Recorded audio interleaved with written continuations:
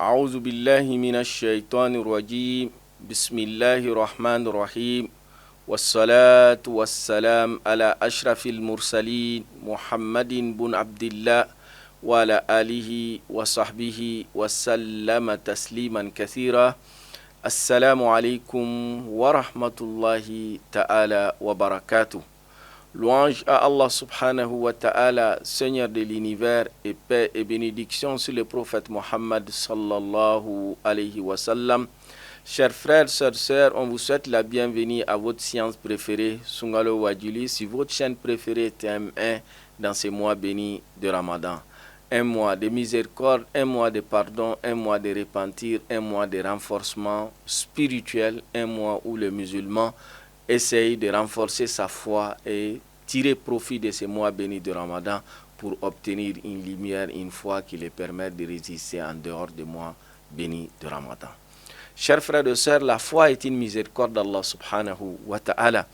Et cette foi, comme le prophète sallallahu alayhi wa sallam nous enseigne, al-imanu hahuna, il dit que le récipient qui reçoit la foi est le cœur. Et la foi, chers frères et sœurs, augmente avec les œuvres du bien et diminue avec les œuvres du mal. Donc la foi n'est pas quelque chose qui est stagnante, n'est pas quelque chose qui est fixe, mais c'est quelque chose qui varie en fonction de l'effort ou de ce que l'homme accomplit comme acte. Quand on va dans les bonnes actions, on se dirige vers les bonnes actions, on essaie de multiplier les bonnes actions, la prière, l'assiduité dans l'acte d'adoration, la foi va augmenter. Mais quand on diminue les actes d'adoration et on se donne à des actes de désobéissance, la foi va diminuer. Donc la foi est affectée de façon positive par les actes d'adoration et elle est impactée négativement par les actes de désobéissance. Comme les ulama nous disent, yazidu bita'a, ça augmente et ça se renforce avec les actes d'adoration et ça diminue avec les actes de désobéissance qu'Allah nous préserve. Chers frères et sœurs, la foi en islam n'est pas une foi inactive.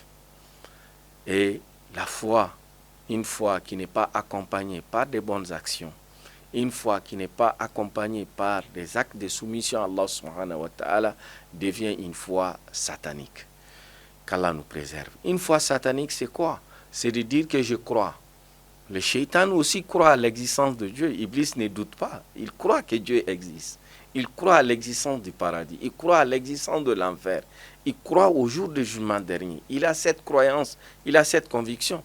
Et c'est pour cela, quand Allah nous dit dans les Saint-Coran, quand les gens vont rentrer dans l'enfer, qu'il va tenir un discours aux habitants de l'enfer pour dire « Inni akhafullah rabbal alamin ». Moi, je crains Allah subhanahu wa ta'ala, le Seigneur de l'univers.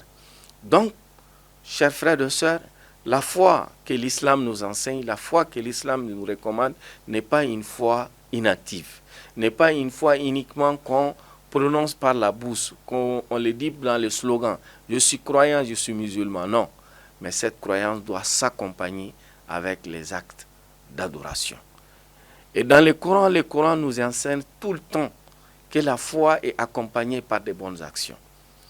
Illa allazina amanu, comme dans la sourate Asr, Allah jure wal asri innal insana lafi khusr illa allazina amanu wa amilu salihat wa tawasaw bil haqqi wa tawasaw bis sabr.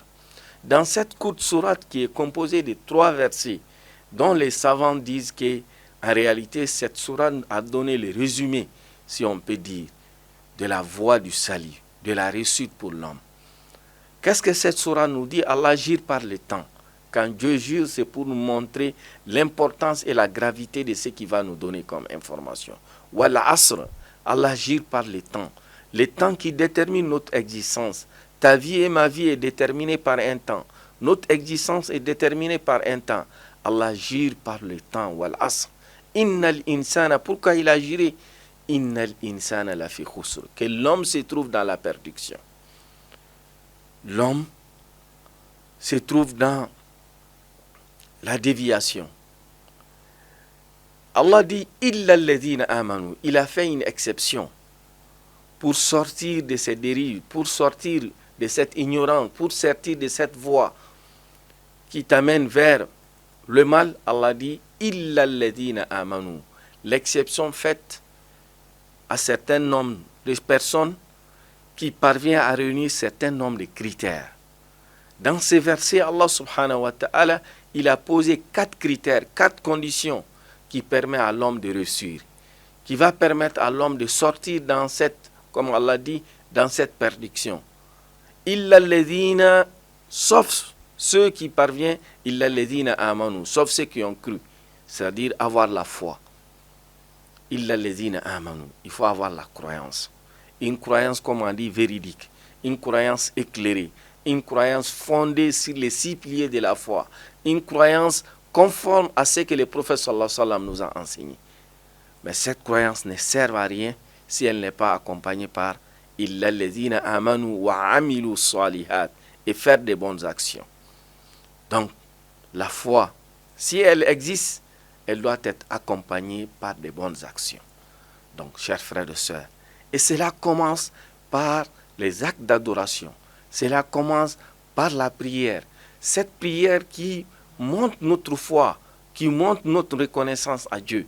Et le prophète dit sallallahu alayhi wa sallam, la limite qui se trouve entre la foi et la mécréance, c'est la prière. L'assiduité à cette prière, respecter les rendez-vous fixés par Dieu, rentrer en communication avec Dieu, montrer ta soumission à Dieu, faire la génuflexion à Dieu, pour Dieu, te prosterner pour Allah subhanahu wa ta'ala. Montrer réellement ta reconnaissance à Dieu. Iyyaka na'budu wa iyyaka nasta'in. Dieu, c'est toi seul que nous adorons.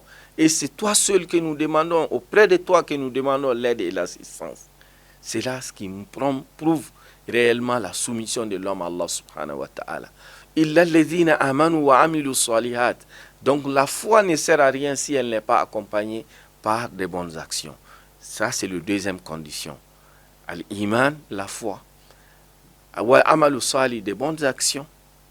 Allah nous dit, quand tu te donnes à ces deux, tu as la bonne foi et tu t'acquittes de bonnes actions, sache qu'il faut te munir d'une patience.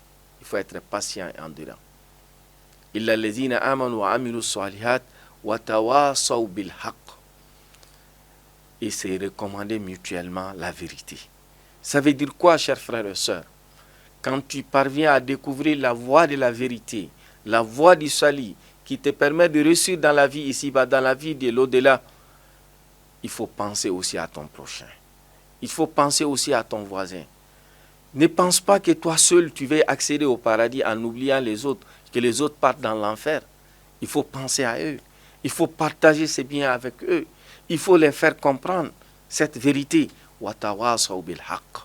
C'est recommander mutuellement la vérité.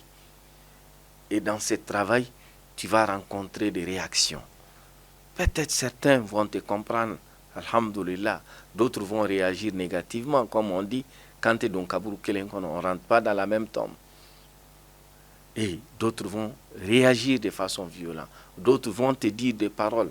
D'autres vont même peut-être te poser, faire des actes pour t'amener à t'énerver ou à poser des actes négatifs. Allah nous dit watawasaw bis sabra. Il faut te munir de la patience et l'endurance. La patience et l'endurance. Être patient, être endurant. La patience, comme les ulama nous disent, ça se réalise en 3 choses. Faire preuve de patience dans les actes de recommandation, c'est que Allah t'a recommandé. Faire la prière, il faut être patient. Te réveiller très tôt le matin pour répondre à l'appel de Dieu, il faut être patient. Tu es en pleine activité, on t'appelle à la prière, arrêter tes activités pour répondre à l'appel de Dieu, il faut être patient. Donc, watawasaw bis sabr. La patience dans l'exécution de l'ordre de Dieu. Et la patience aussi dans le fait de s'éloigner des actes de désobéissance, de t'éloigner des mensonges, de t'éloigner de voler, de t'éloigner de tes comportements qui sont déconseillés, de la médisance, des comportements qui nous sont déconseillés. Il faut être patient, il faut te maîtriser, il faut t'abstenir, faire l'effort sur toi, faire des pressions sur toi. Watawasaw bil et faire bisabr. Et ensuite, chers frères et sœurs, troisième dimension de la patience, par rapport à ce qui nous arrive comme événement, que ça soit du bien ou du mal. Et le prophète dit sallallahu alayhi wa sallam, ajaban li amril mu'min. La situation des croyants est merveilleuse. S'il reçoit du bien, il remercie Dieu. Et si c'est le contraire, il fait preuve de patience et d'endurance, qu'Allah nous donne la bonne compréhension de l'islam. Donc la foi, chers frères et sœurs, va toujours avec l'action. Et pour réussir dans la vie, comme Allah nous dit dans cette sourate, il faut avoir une foi sincère, il faut poser des actes positifs, il faut te munir, il faut recommander aux gens la vérité, et il faut aussi te munir de la patience et l'endurance. Qu'Allah nous accorde la foi sincère qui guide nos pas. Chers frères et sœurs, ceux qui ont des questions ou des suggestions, n'hésitez pas à nous envoyer sur le numéro qui est affiché en bas de votre petit écran. Qu'Allah nous accorde la baraka de ces mois bénis de Ramadan. Wa jazakumullahu khayran.